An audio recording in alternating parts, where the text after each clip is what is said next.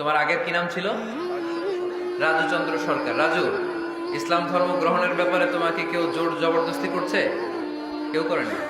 তুমি কি ইসলাম সম্পর্কে জেনে বুঝে স্বেচ্ছায় কালিমা পড়তে চাও? তাহলে তুমি আমার সাথে আওয়াজ করে পড়ো, আশহাদু আল্লাহ ইলাহা ইল্লাল্লাহ ওয়া আশহাদু আন্না মুহাম্মাদান আবদুহু ওয়া রাসূলুহু।